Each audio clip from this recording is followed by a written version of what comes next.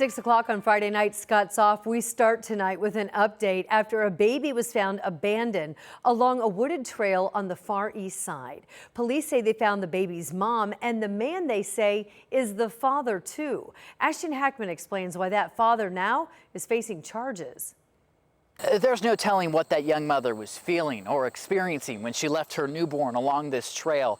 But police say it's a reminder for everyone to be aware of Indiana's safe haven laws. Along a wooded trail near Lacebark Lane and Long Wharf Drive, police found the baby alive but covered in blood. Detectives found the 16-year-old mother 4 days later. She told police the father was 20 and the child was conceived when she was 15.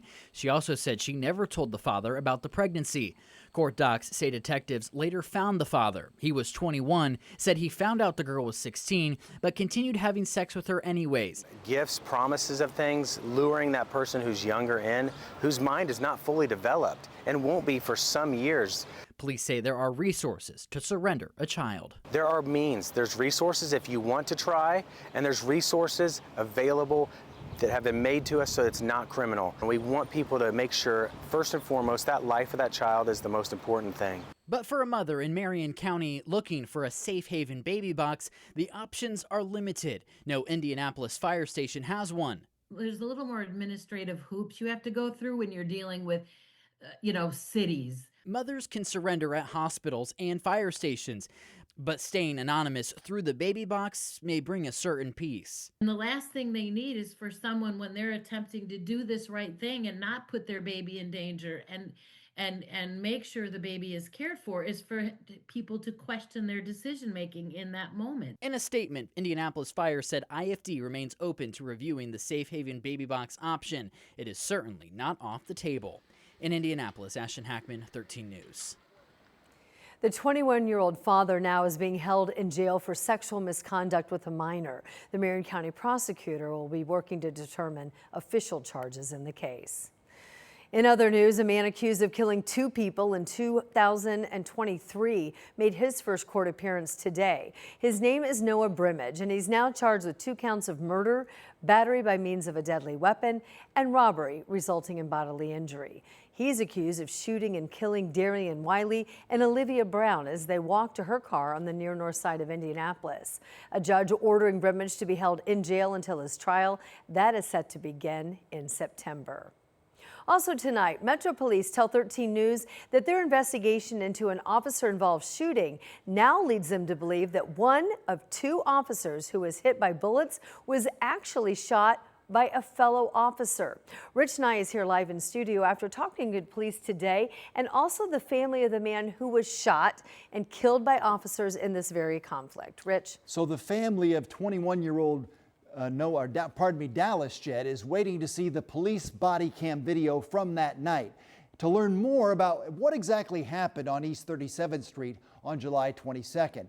Police responded to a disturbance at the home of the mother of Jett's child, and police say Jett was outside and fired at them. 3 officers returned fire, killing Jett. 1 officer was hit in the ballistic vest, treated and released that night. Police say that bullet came from Jett's gun, which was recovered at the scene. The other officer still in the hospital, recovering after surgery, and investigators now say that officer was hit by gunfire from another officer. Meantime, Jett's family expected to view the body cam video this week, but that was postponed. A family statement includes, "We are heartbroken, frustrated, and deeply disappointed. Every new development leaves us with more questions than answers and deepens the pain we have carried since the day Dallas was taken from us.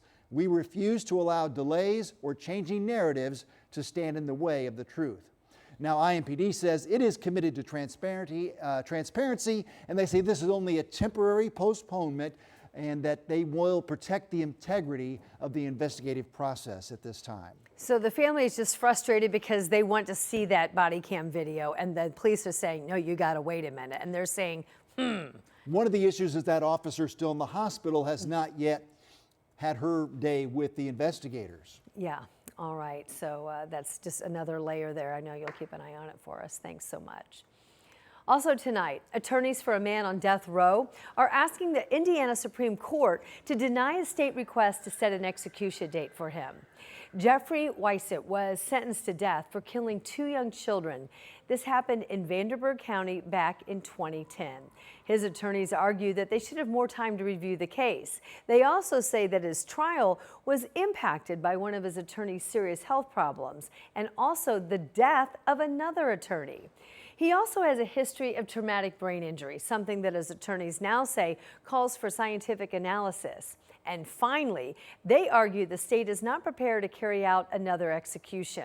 In their filing, they say the state currently doesn't have the drugs on hand to carry out the death penalty.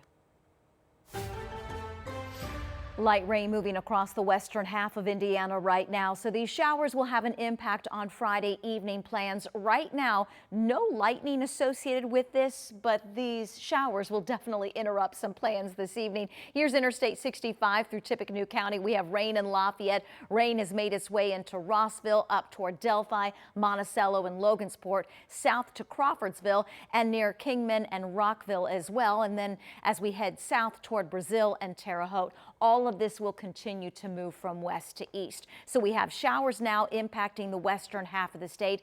This will continue over the next several hours and be relatively light between now and 11 o'clock. Threat of severe weather out to our west. We'll wait and see how this line of storms holds together, but what's left of it will impact us after midnight with some heavier rain possible and some rumbles of thunder. We get our own severe threat tomorrow afternoon and evening. I'll have that in the full forecast.